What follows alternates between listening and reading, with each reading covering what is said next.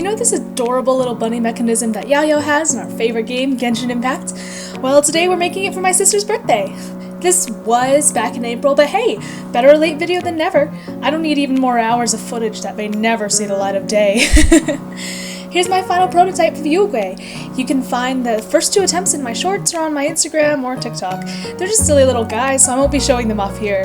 Since I couldn't find a pattern for a Yuegui plush, I made one myself from observations of pre-existing plushies sold by big manufacturing companies like AliExpress. The first step here, after testing the pattern 3 times, is to make the final pattern. I'm using my good old pal Photoshop to clean up my hand-drawn pattern. I then struggled to print it out really big, but here it is on big boy paper.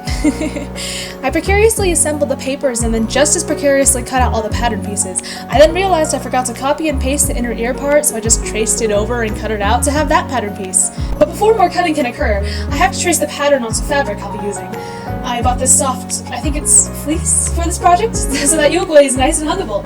I probably bought too much of it.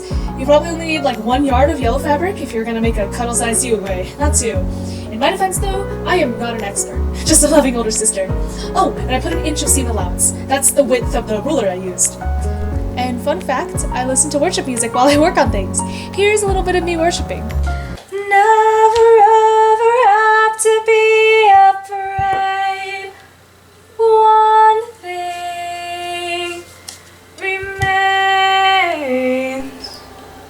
Lovely. Go listen to Upper Room, they're great. Where did I put my phone? I have a thumb that's covered in Sharpie. I have no phone, it's in my butt pocket. Gotcha. The yellow pieces were cut out first with some pinking shears. They probably weren't essential for the fabric's well-being, but they were essential for my well-being, minus the fact that they're hard for my tiny hands to use. But now, the white fabric. You can't see the lines that I drew with this yellow highlighter, but trust me, they're there. And they were cut out as well. The details like Yuegui's inner ear parts, its face, and the little star-like design were made with felt. I traced the star design on paper right off my computer screen and cut out all the pieces accordingly. To assemble it, I glued the orange pieces down with some fabric glue for extra security, and then used the sewing machine to stitch it all together. I just dropped the stitch length and increased the stitch width to help keep it all secure and kind of embroidered on. The movement of the machine must have caused the knob for the stitch length to loosen, and thus the stitch length increased slowly as I worked on the details. Oh well, it's still all together though, all patch-like too. I just sewed the star details directly onto Yuegui's body. The ear details were done the same way with some felt and fabric glue before I sewed it down. That was the easy part of assembling the ears. I did an oopsie in the pattern that made my life a little harder for the rest of it. If I just sewed both pieces together following the curve of the yellow earpiece, the white fabric wouldn't lie right with that desired curve. So to make it right, I nudged the curved white bit so that the drawn out pattern lines of the white aligned with the lines on the yellow. This makes the white one lie a little curved up as I sew it, but it results in the right curve afterwards. There's gotta be a simple pattern fix to this problem, but I'm no expert, so that's a problem for another time. What matters is that I made it work out. The tail, on the other hand, was a simple sew with the right sides together. I wanted the ears to stand up and have a bit more stability, so I pulled out some interfacing I got from Walmart. I traced out all the ear pieces and cut out the shapes from the interfacing. Everything was pinned right sides together, and then I sewed the ears together. Turning them right side out was a pain though, because I made the opening a little too small, but I did it after a lot of struggle, and that's the ears complete. Look at that. They're really cool. They're done. And moving on to the body. With the right sides together, of course, I sewed down the front seam first. Before I sewed everything else together, I had to make the details for the face. For the white part of the mouth, I used some leftover fleece, and everything else was made from our good old felt. Once again, I glued everything down with some fabric glue, and then ran it all through the sewing machine.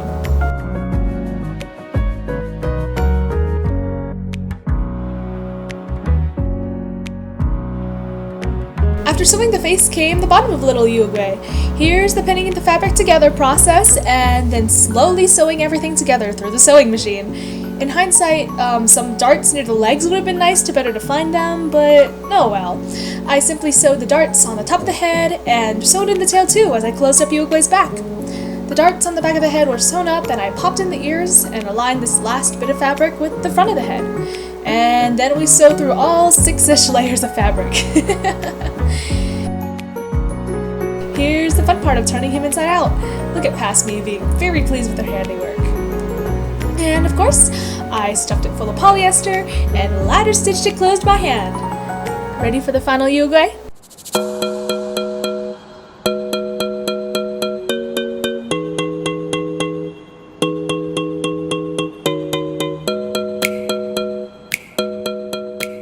Hope you enjoyed me figuring out how to make this little guy.